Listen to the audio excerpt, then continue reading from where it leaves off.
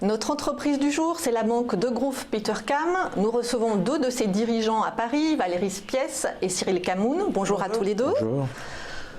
Donc Degroof Petercam, c'est une banque qui est très connue en Belgique, mais qui l'est un peu moins en France. Est-ce que Cyril Camoun, vous pouvez nous en dire quelques mots rapidement ?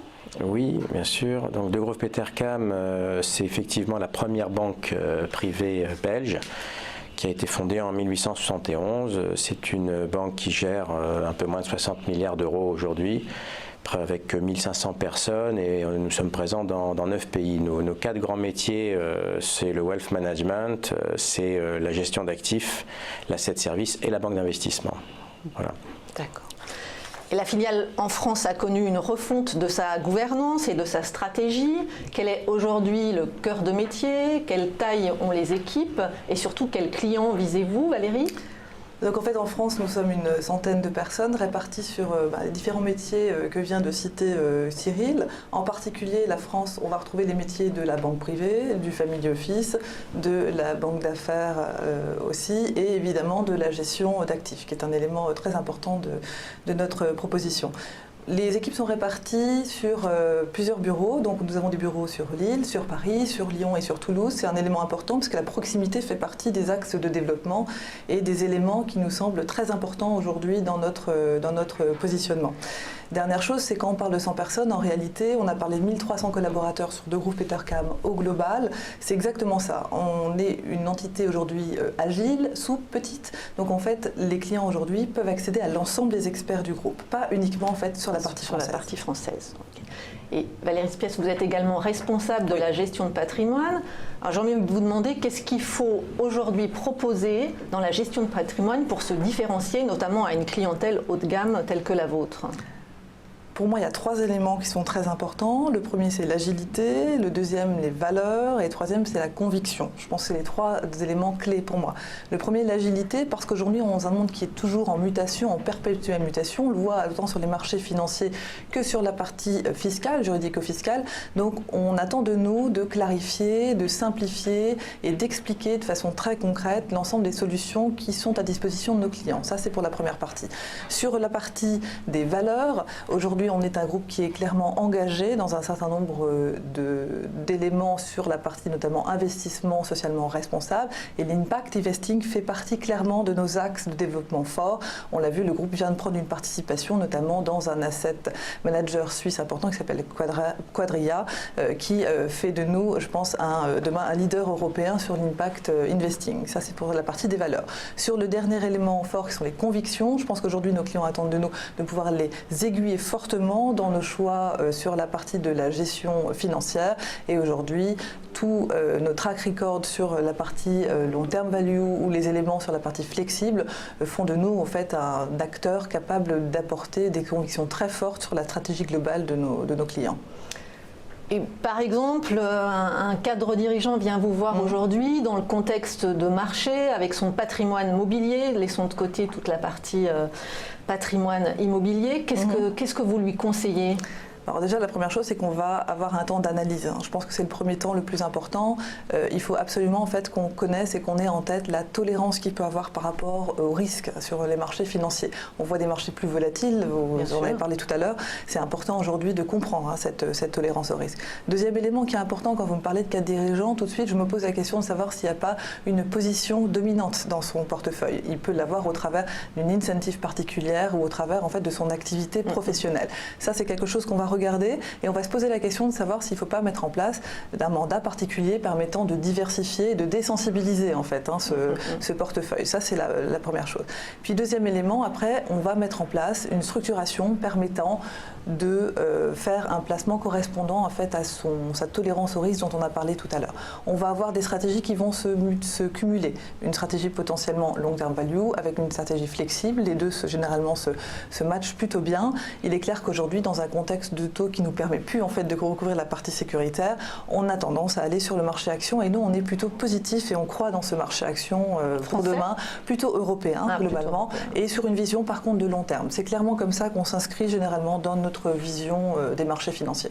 Donc une vision de long terme sur les marchés actions, c'est quelle échéance à peu près?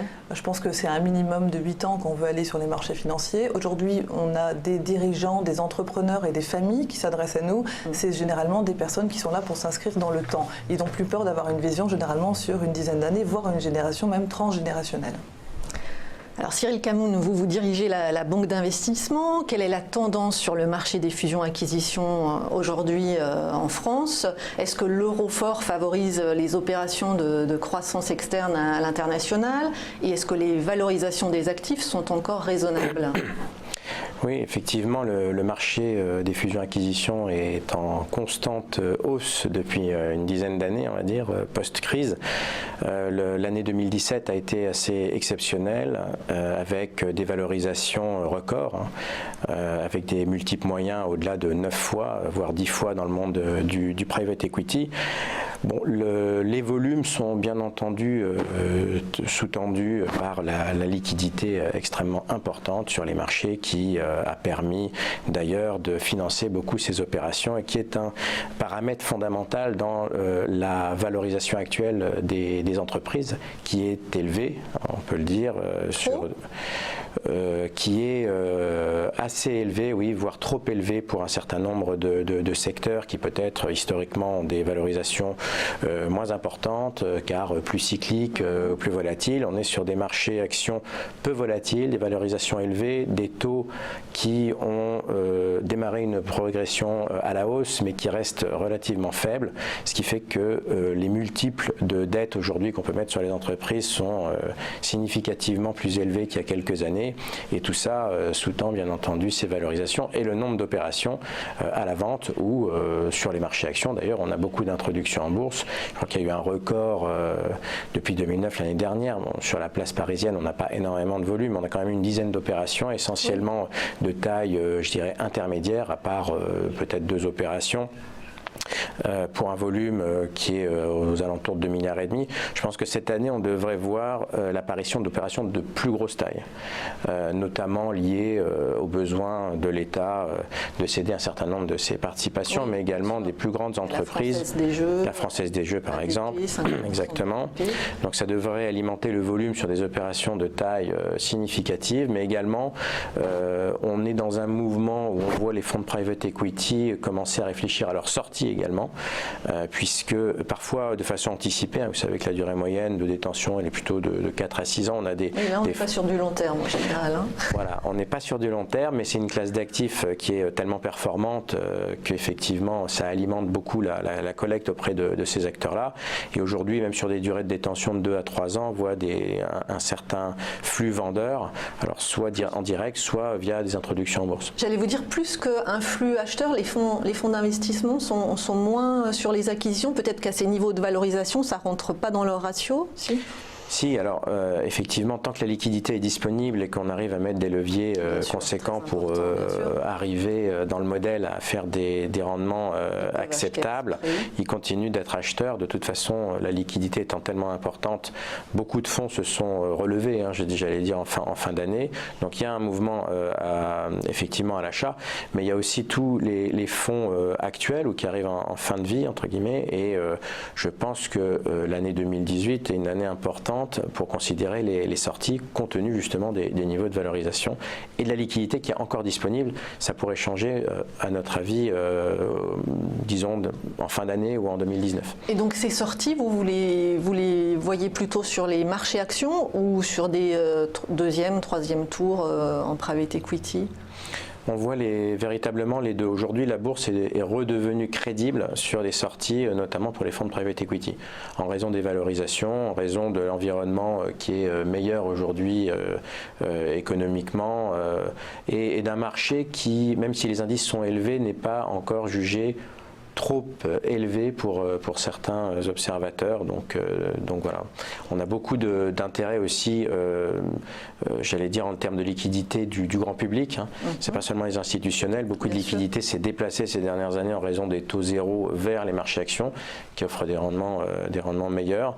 Donc c'est une liquidité qui est assez solide pour considérer ces opérations, aussi bien sur des actifs matures que sur des actifs naissants. Le monde des biotech, par exemple, est extrêmement extrêmement actif. Nous, en Belgique, on introduit énormément d'entreprises de biotech. Donc voilà, c'est un petit peu toutes les tailles d'entreprises qui sont touchées.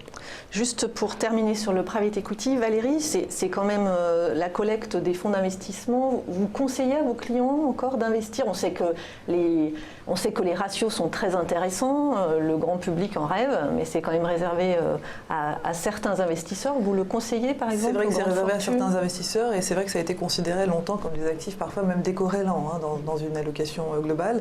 Globalement aujourd'hui ce qu'on peut voir c'est on aura tendance à faire attention aux multiples d'entrées en fait, on parlait tout à l'heure de ça avec Cyril, et deuxième élément en fait on fera attention aussi à l'ensemble, aux tendances en fait qui vont être jouées et aux zones géographiques. Donc je pense qu'aujourd'hui ça reste une classe d'actifs intéressante. Je pense que dans les fonds qui vont venir, on risque d'avoir des investissements qui vont se faire sur une durée sûrement plus longue pour justement en fait éviter cet effet d'entrée immédiate là dans le marché sur des multiples qui sont selon nous relativement élevés.